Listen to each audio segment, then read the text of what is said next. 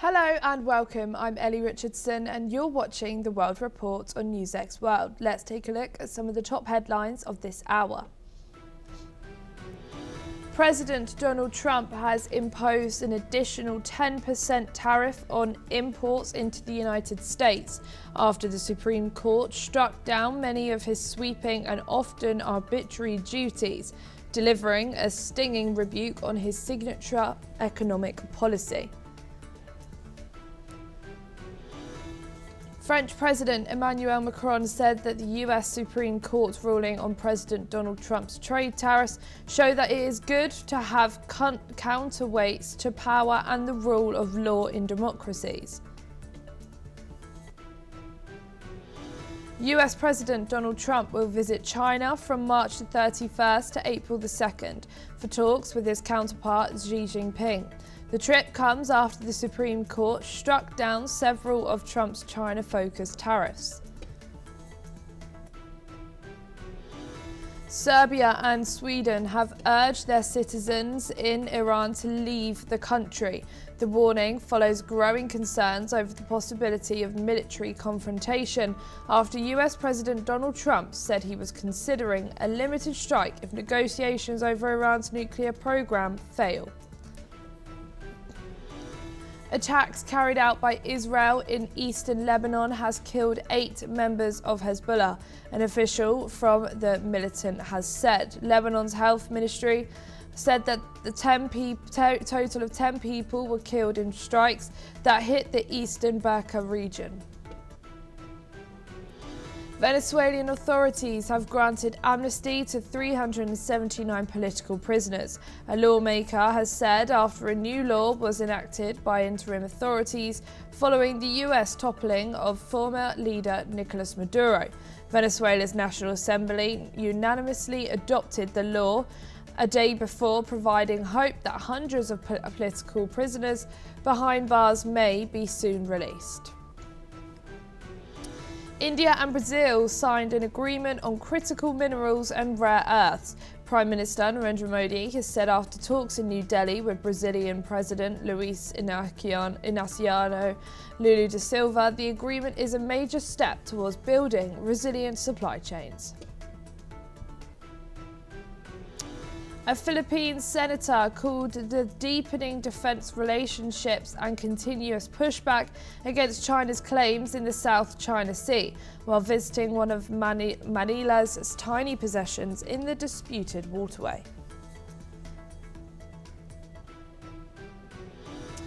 And for your top story this hour, US President Donald Trump has ordered a major military build-up in the Middle East, raising tensions with Iran and preparing for potential airstrikes.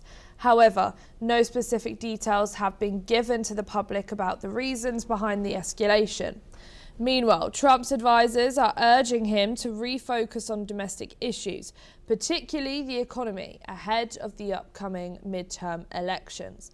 The US president's focus on foreign policy, especially Iran, has overshadowed growing concerns among voters about rising costs and inflation. Despite ongoing calls for diplomacy, Trump has reiterated that Iran must halt its nuclear ambitions. The situation remains fluid, and the midterms will play a key role in shaping the next steps. We are now being joined by Professor Rohan Gunatratana, who's an international affairs expert, joining us from Singapore. Thank you so much for joining us here today on NewsX World. So critics say that the US has not articulated clear objectives for a potential conflict with Iran. What is clarity of purpose important? Why is clarity of purpose important? And what might the consequences be of pursuing military actions without it?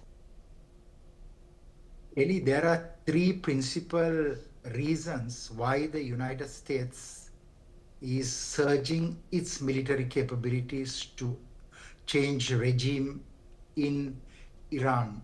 One is that the missile and the nuclear programs of Iran are continuing. This is a military nuclear program to build a functional nuclear weapon using uranium. Second is, of course, Iran is funding a number of terrorist organizations, what we call proxies, including the Lebanese Hezbollah, the Hashtashabi in Iraq, and the Ansarullah of the Houthi movement in Yemen.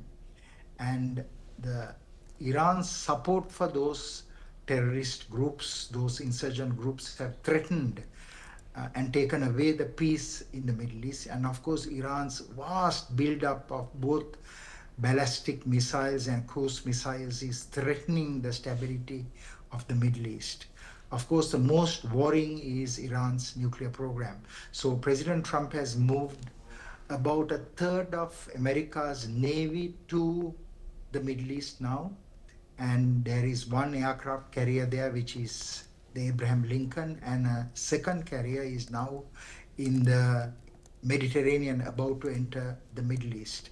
And it is very likely that even a third carrier may join, because Americans, to maintain continuous fire over a sustained period of time against the Iranian regime, will need such capability. So although Trump has not been explicit why he wants to target Iran, he wants the regime change. He wants the Ayatollah that has been ruling Iran since 1979. There has been a clerical regime, and he wants to restore the security and stability of the Middle East by changing regime in Iran. And given Tehran's own warnings and preparations, how could a US military escalation reshape the dynamics of the Middle East and involve regional powers including Israel, Gulf states and Russia? Iran has only Russia and China as friends. Russia and China has assisted Iran in a very significant way, but they will not get involved in this war. But certainly all the other countries in the Middle East, they do not want this regime to continue in Tehran because of the Iranian nuclear missile and of course its support for the proxies. So I believe that once Iran is removed, once the Ayatollah regime is removed, the Middle East will be very stable, because if Iran develops a functional nuclear weapon, it will destabilize the Middle East, because there will be a nuclear arms race in the Middle East. And with advisors urging a focus on the economy of America after what happened yesterday with the Supreme Court of the United States struck down sweeping tariffs, how might the administration's push towards possible conflict with Iran further complicate the US economic agenda?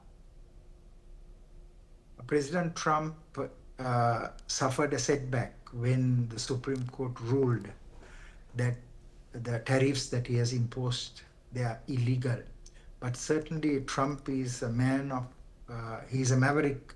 He is a mercurial president. He wants to do things his own way. He's not a status quo leader. He wants to change the world. And I think that he will continue with his agenda to dismantle the existing regime in Iran. But as you said, his advisors, at least some of his advisors, have focused on getting him back to working on America First philosophy. But there are many others who want him to ensure that there is stability restored in the Middle East. Thank you, Rowan, but please don't go too far, as we will be back with you very shortly. Russia is warning South Korea against joining a new NATO-backed weapons program for Ukraine. Foreign Ministry spokesperson Maria Zakharova says Moscow will be forced to take retaliatory steps, including what she called asymmetric measures, if Seoul participates in the Prioritized Ukraine Requirements List, or PURL. Zakova says any direct or indirect supply of weapons would damage ties between Moscow and Seoul. She warns it would derail prospects for restoring dialogue, including on the Korean Peninsula. She also expressed surprise at reports of Seoul's possible involvement, noting South Korea has previously maintained it does not take part in Western efforts to arm Ukraine. The PURL program was set up by NATO this summer. Under the plan, Ukraine lists its military needs. The European Union provides funding, and weapons are purchased from the United States and delivered to Kyiv. We are now being rejoined by Professor Rowan. Thank you for rejoining us here today on NewsX World. Russia has warned it may undertake asymmetric countermeasures if Seoul participates in PURL. What kind of diplomatic, economic, or military responses might Moscow pursue, and what would be their global implications? Moscow is very disappointed with Korean support for NATO and Europeans. Korea has historically provided weapons to the European nations against Russia. And of course, now Korea wants to play an even more active role. That is because NATO's expansion to Asia, we are seeing that a number of countries are working formally and informally with NATO and with the European Union. Russia doesn't want that to happen because already Russia is challenging those countries in Europe that are part of the NATO alliance.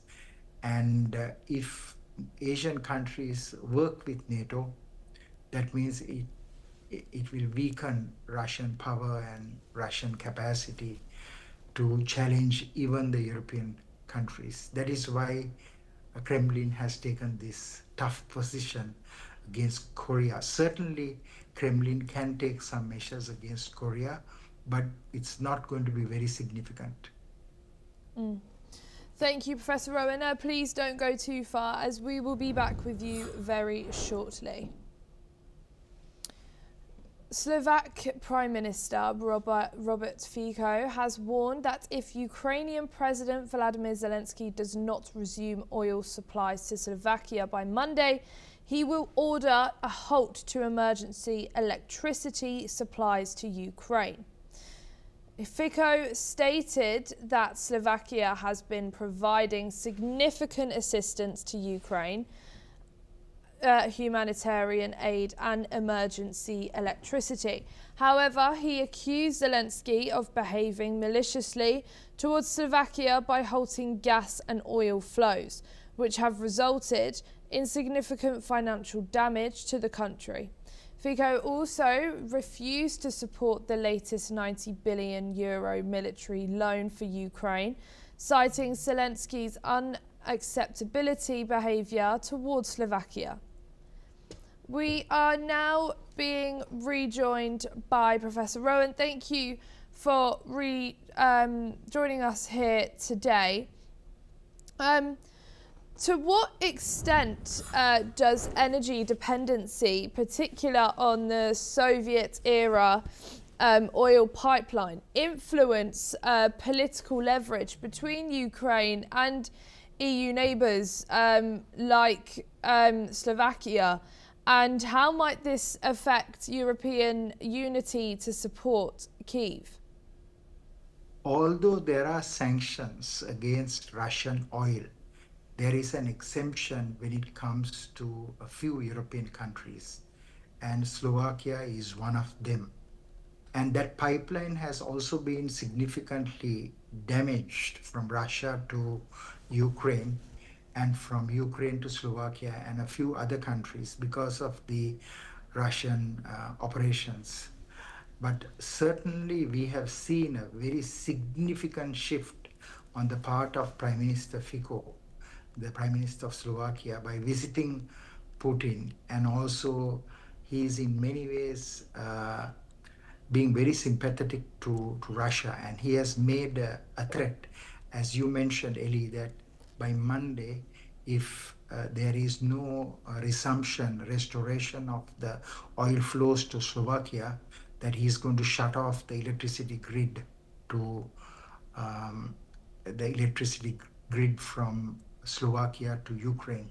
So I believe that this has to be resolved between these two countries, because otherwise there will be further tension and escalation, and eventually Slovakia will join Russia. And I think there are many actors on the European side who do not want that to happen. But certainly this is a threat that everyone should take into notice and do what they can to stabilize the relationship between Ukraine and Slovakia. Thank you so much, Professor Rowan, for being on here with me today. Thank you very much. Ugandan President Yoweri Museveni met with Mohamed Hamdan Dagalo, known as Hameti, the commander of Sudan's Rapid Support Forces in Entebbe. Museveni emphasised that the importance of dialogue and peaceful political solutions for Sudan's stability. Hemeti's visit to Uganda marks his first international engagement since June 2025. The African Union has appointed Museveni to facilitate direct talks between Hemeti and Sudanese Army Chief Abdel Fattah al-Burhan. Despite international efforts, a ceasefire remains unlikely, with al-Burhan rejecting a humanitarian truce unless the RSF withdraws from key areas. The visit also raised tensions as Darfur Governor Mini Manawi criticised the Ugandan government's reception of Hemeti, accusing the RSF of genocide and violations. We are now being joined by retired Colonel Sanjeet Saroyi, who is an international relations and defence expert, joining us from New Delhi. Thank you so much for joining us here today on NewsX World. Thank you. So, to what extent can African-led diplomatic efforts, like the meeting between Uganda's leader and RSF commander, realistically contribute to advancing a peace process in Sudan? Ellie, thank you very much and good evening. And thank you for calling me on your channel and discussing something very, very important, which should happen. As you have mentioned, the Ugandan President Museveni had called on Rapid Support Force Commander, Hemeti as he is called, and they had discussed, and Museveni has already told him that the path of peace is the best path for both the factions which are fighting. What we must see that this happened in when the coup took place in 2021. Till then, both these parties were together and they were instrumental in the overthrow of the then government. Later on, in April 23, there were differences between the Rapid Support Force and the Sudanese Army Force. And after that, they have been fighting, and the first battle was fought in the conflict at the Battle of Khartoum. That was in 23. And since they have been fighting in the area of the Ruhr region. So I think the efforts are being made. It is not the first time the efforts are being made. Number of efforts have been made, but the thing is that both the parties are not ready to accept each other this thing, and there is a trust deficit between both the parties. As a result, they have not been able to apply the ceasefire, or there have been no truce. And this initiative is for a humanitarian truce, and it has been proposed by the United States also.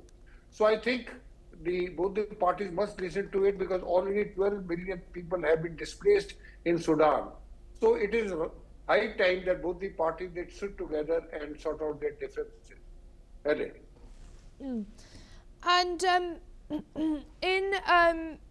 How should the EU, how significant is President Museveni's call for dialogue in the context of the ongoing Sudan conflict, given that the war has persisted since April 2023, with widespread civilian displacement and humanitarian suffering? What does it mean that it's happening now? Look, African Union have nominated or they have requested Ugandan President Museveni to intervene and make sure that the humanitarian truce take place between both the factions, and they come on the table and discuss the differences and sort out their differences.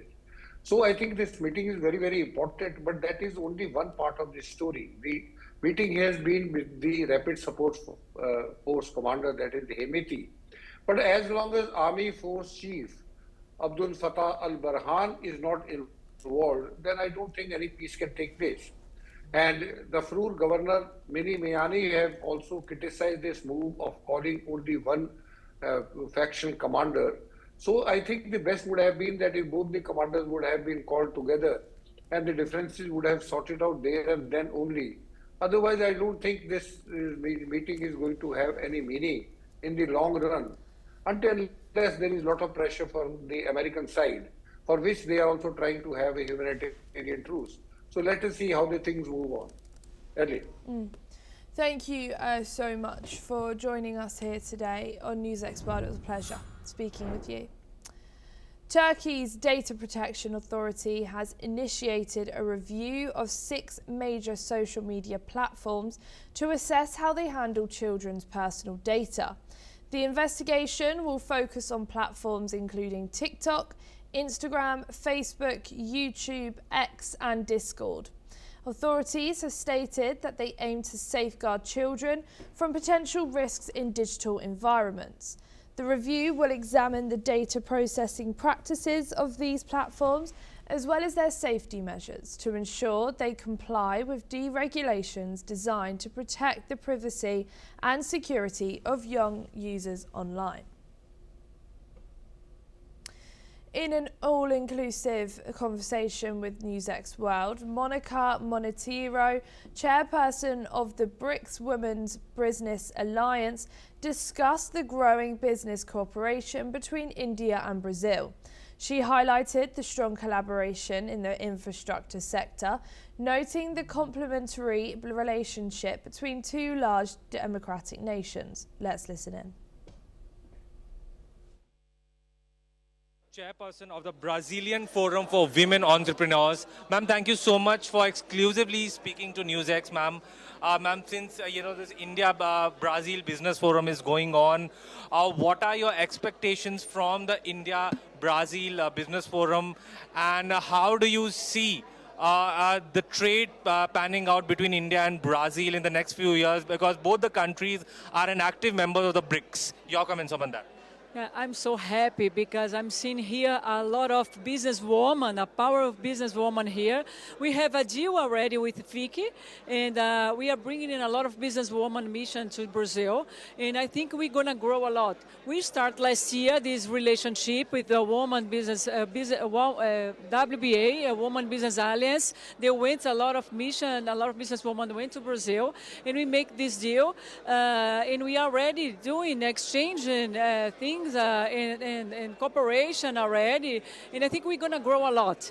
You know, I'm so happy to be here, and also I'm so happy to see the quality of a businesswoman here, and especially the director of FICI, it's a woman also. So I'm really happy. I think we have a big way to go, especially in jewelry, in healthy, in infrastructure. We have a power businesswoman over there, and they want to exchange it to come here. So welcome to our relationship, and Brazil now is going to have a meeting in March. I know that it's going to have a good delegation here from India to Brazil. So let's start. Absolutely, ma'am. If I would like to ask, like considering that, that there are vibrant diplomatic relations between India and Brazil, and both countries are time-tested allies and partners for a very long time. How do you see, the current? There is a global, U.S. President Donald Trump has imposed tariffs on almost all countries, and today the U.S. Supreme Court has ruled that these tariffs imposed by United States of America are not valid. So how do you see the global economy to go forward in the next if you see this year or the next year, because these tariffs have been imposed? Of course, US has also imposed tariffs on Brazil. So how do you see the trajectory of the global economy to go from here?